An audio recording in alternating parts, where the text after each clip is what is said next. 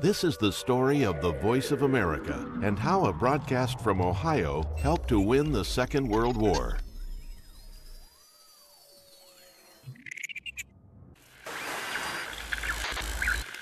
Hier spricht eine Stimme aus Amerika. Aus Amerika im Krieg. Unsere Stimmen kommen zu Ihnen aus New York. This is a voice speaking from America. A voice from America at war. Our voices are coming to you from New York, across the Atlantic Ocean to London, from where they are relayed to you in Germany. Today, America has been at war for 79 days.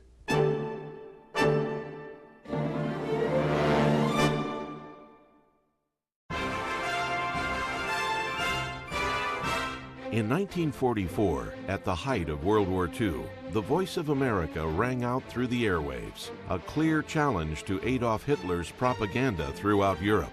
But the story of the Voice of America centers on a small township in Ohio and the technological marvels being produced there that would change the course of the war and the world. Right now, we're sitting in a control room that was on the air from 1944 to 1994. And from this control room, we operated 6 quarter-million-watt shortwave transmitters that were able to send signals to Europe, North and South Africa, and South America. I'm Jack Dominic, the Executive Director of the National Voice of America Museum here in Cincinnati. Cincinnati, or Westchester, north of Cincinnati, was chosen not because of the topography, not because of anything special about the land, but because the people who knew how to build high-power transmitters were in Cincinnati. So when people ask me, why is Bethany Station, the Voice of America transmission plant in Cincinnati, I say, well, it's 2.5 words. Powell Crosley Jr. Powell Crosley Jr. was an inventor and entrepreneur, born and raised in Cincinnati. He made his fortune in automobile manufacturing, but he was never one to pass by a great opportunity. And so when he found one in radio broadcasting, he took it. A lot of people, especially around Cincinnati, know that even before Voice of America was even thought of, Crosley was already operating high-power transmitters. Crosley got into it kind of interestingly. Crosley started off in the automobile business, but he had a son. And one day, his son, for his birthday, wanted one of these newfangled radios. Well, Crosley was a very rich man, but he was also very frugal. So when he figured out, wait a minute, this radio that my kid wants was over $100.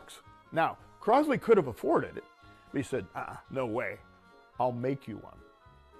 So he figured out a way to make a radio that back then was selling for over $100 for less than $10. Still a lot of money, but significantly less. And once he built it, he said, wait a minute, bet I can sell these things. But then he realized, and this is really the aha moment, when you're making a radio, you can either spend the money on the receiver with making it very sensitive and able to receive weak signals and do that thousands of times, or you can build a cheap radio and put the power at the other end. Thus, he was dubbed the Henry Ford of radio because he was able to get the common man a radio, which changed everything. So he figured, okay, I got the radio, people can receive the signal, but people don't buy radios to buy radios. They buy radios for entertainment. So that's why he then in turn invested heavily in programming. In fact, if you go through our museum, we have a wall of pictures of people who began their career in radio in Cincinnati. Everybody from Red Barber, the sportscaster, to Durward Kirby, the Clooney sisters, Doris Day, Rod Serling, on and on and on. Crosley brought these people here because he knew that if you're going to buy a radio, you want to have something to listen to. He didn't know it at the time, but the media empire that Powell Crosley Jr. was building was about to become one of the most important weapons in the fight against the Nazis. President Roosevelt was trying to figure out a way to counteract the Nazi propaganda machine, which was really well organized. Hitler alone had 60 plus radio stations beaming his propaganda throughout Germany and Europe. In fact, he subsidized the manufacture and the sale of radios. We have one here at the museum. It was called the Volksempfänger. And the Volksempfänger was a very special radio, inasmuch as it only could receive easily Hitler's radio stations and could not receive Voice of America or BBC. And in fact, when you bought the Volksempfänger, there's a little tag on it in German. Of course, we have it translated in English. It said, using this radio to listen to non-German broadcasting is punishable by prison and death. From the heart of Hitler Germany, your messenger Paul Revere greets you again. Countrymen, friends, foes, Jew haters, and Jew servers. Before proceeding to embark on the theme which I have selected for my tonight's discourse, I must make reference to my last talk, the Paul Revere message of Wednesday, September 23rd. It was based upon an open letter to Franklin Delano Roosevelt. Roosevelt is saying, how do we counteract this? So he called some people together from the radio industry. And at that meeting, they were saying, how can we build this facility? And one of the Crosley people said, well, we're essentially already doing it. Now, we've never built a 250,000 watt transmitter. So he committed to do it. And then during a break in the meeting, he picked up the phone and called the chief engineer back here in Cincinnati, whose name was Jim Rockwell, who had designed a lot of the high power transmitters. Say, hey, Jim, can we build 6 250,000 watt shortwave transmitters? And Jim kind of scratched his head and said, well, we'll give it a hell of a try. And so the Voice of America was born. The goal of the VOA was simple: provide accurate, balanced, and comprehensive news and information to an international audience. At a time when Hitler was filling European airwaves with rhetoric designed to promote his genocide, this was crucially important. The Voice of America, from its very beginning, although Roosevelt wanted it to be a propaganda arm, he was talked out of it. Because if people are going to believe what you're saying, you've got to tell the whole truth. Sometimes it's not real pretty. The Voice of America broadcasts were heavily weighted with news and public affairs, beamed in, when this place was in operation, more than 50 different languages from this facility around the world. But interestingly enough, some of the most popular programs had nothing to do with news. One of them was a jazz program with Louis Armstrong, because it was one of the few places on the radio that you could hear jazz. The second was, each day, even to this very day, the Voice of America airs English programs in what they call special English. And what that is they have a dictionary. It has about 1,500 words. They never depart from that dictionary. They never use contractions. So not can't, cannot. And they try to stay away from idioms. It's not raining cats and dogs. It's raining very hard. And the third thing they do is they slow down the dialogue to about 1/3. Now, it'll drive you nuts. But if you're learning English, it's wonderful. So a lot of different types of programming, but heavily news. And again, in the language of the country to which the transmission is aimed. And Voice of America would always hire people from that country, because language is not just translating words. There's culture, etc. And so they always wanted the people on this side of the microphone to really understand the culture of the country into which the transmission was aimed. Now, it really irked Hitler. Several occasions he was quoted as saying on his radio shows, "Pay no attention to those Cincinnati liars," meaning the Voice of America, which was Cincinnati.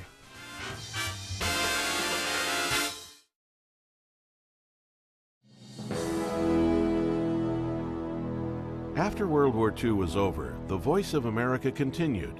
It provided crucial information to listeners in countries whose media was tightly controlled by their governments. Here at the museum, we often get visitors from other countries. They're in Cincinnati and they learn, wait a minute, this is where Voice of America was? So they want to come. And it's really moving. It's almost like they're coming to church, or they're going to Mecca or the Vatican or wherever, you know. And they tell their stories and we ask them questions. And, you know, I'll ask them, well, why did you believe what the Voice of America was saying? Almost all of them will come up with a story, and they're all the same. One gentleman said, well, I listened to the Watergate hearings live. What government, other than the United States, would have aired their, quote, dirty laundry? Or the Kennedy assassination? Or the Martin Luther King assassination? Or the LA riots? I mean, most governments don't like to talk about that stuff. And people also tell stories about how important getting information was and what great peril they were in trying to listen. I had a gentleman come by the museum, I guess it's been about 2 years now, and we have a display of, he came and he knocked on the door during the week, and we're not open, but I always greet people and say, sorry, we're not open right now. He said, that's okay, I don't want to see the museum, I want to give something to the museum. So we go out to his car and he opens his trunk, and he had a really heavy accent, which I came to understand was he was from Ukraine. And he gives me this plastic, nondescript transistor radio. Most people watching this video probably have one in their garage that they listen to when they're puttering around their cars. I mean, nondescript. And he relates he bought this when he lived in Ukraine, and it was manufactured in the Soviet Union.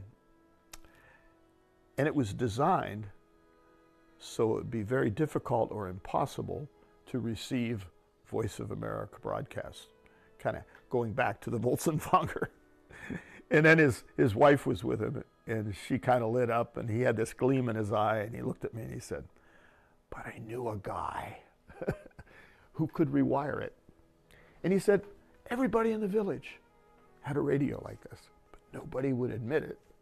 And Lola, his wife, says, we called it the under the blanket radio. We put that radio on a display here. And it wasn't 6 months later that we had another visitor.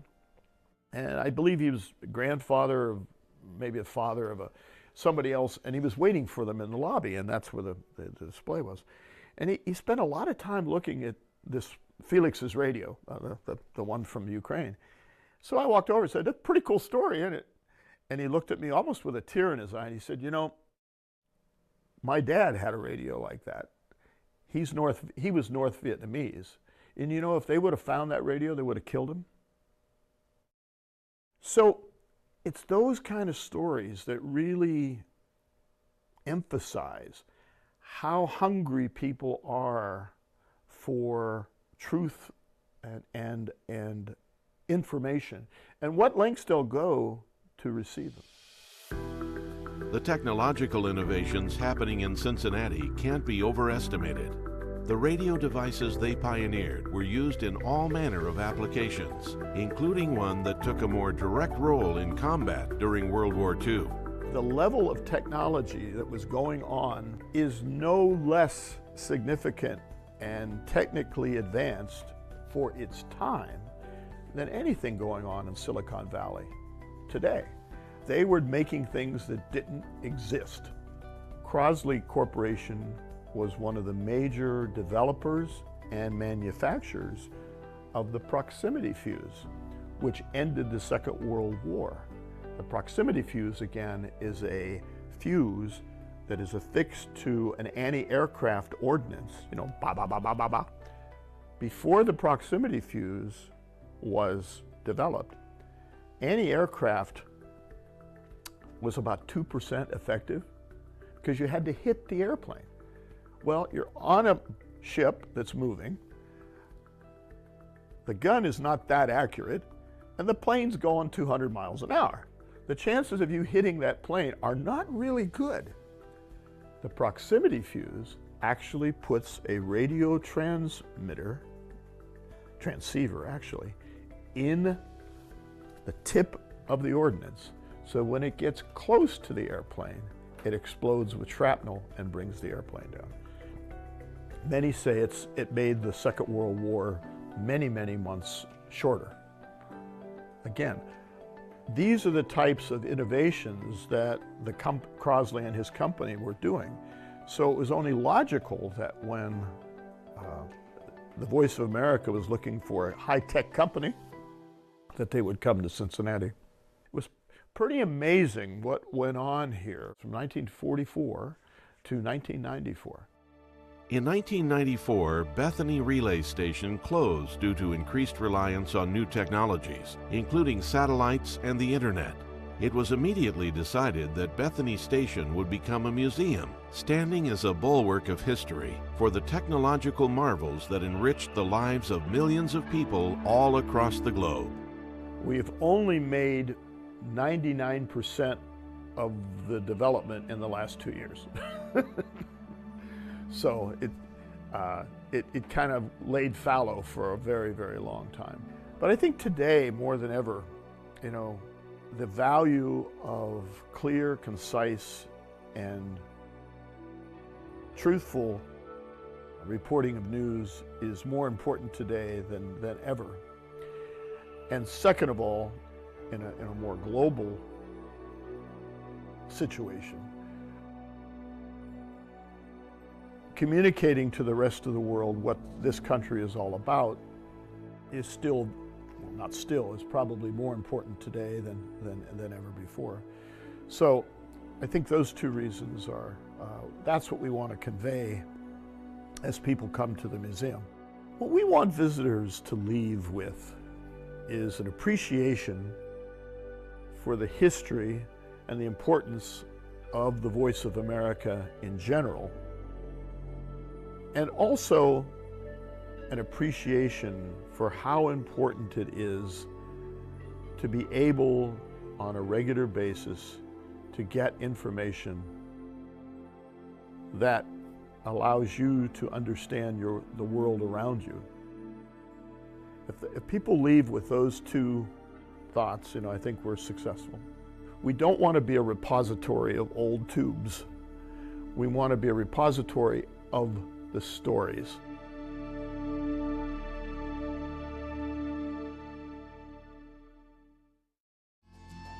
The Unseen World will be right back. We now return to The Unseen World. If you'd like to visit the location featured in today's episode, here is more information. The National Voice of America Museum of Broadcasting is located in Westchester, Ohio. It's open every Saturday and Sunday from 1 p.m. to 4 p.m. Tickets are $5 for adults and $1 for children 12 and under. For more information, visit them online at voamuseum.org.